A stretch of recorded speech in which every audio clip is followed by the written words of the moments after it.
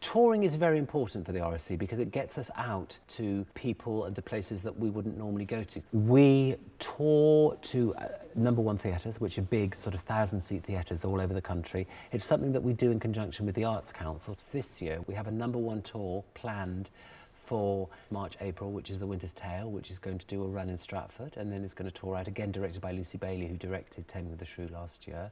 We're taking Julius Caesar to the Brooklyn Academy of Music, to the Harvey Theatre in New York, to play for 3 weeks. And that opens at the same time as Matilda opens on Broadway, in fact, a couple of days later. So, you know, in New York, in 1 week, we will have, on one extreme, Matilda, and the other extreme, Greg's African Julius Caesar at the Brooklyn Academy of Music. So again, it's a fantastic calling card for showing the range of the work that the RSC does in New York. It is a great privilege to go around and be able to take our work around and see people's reaction to it.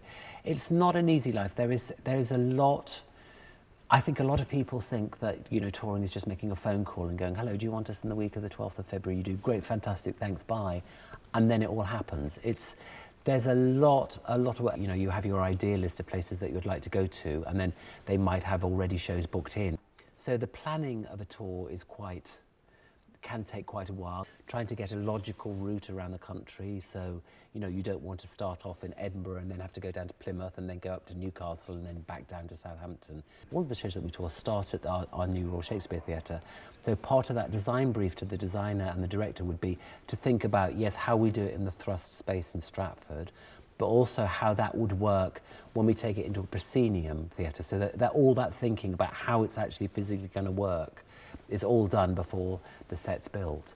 So we can take quite big shows around the country. In some spaces it is quite difficult because, you know, some stages are quite small, and when you've got, you know, up to 20 actors, 7 musicians, stage crew, it's hard to fit everybody into that building. But we adapt and we change. And particularly with overseas touring, there's a lot because, you know, you've got, you know, as well as all the budget and the schedules, you've then got all the visas, you've got the flights, you've got the accommodation, you've got the per diems. There's a lot of stuff that it takes a lot of time to actually work out all those details to get that show to wherever it needs to go to. You know, the freighting, how long is it going to take? You know, actually we can't go to that place because it's going to take 2 weeks to get the set from here over there.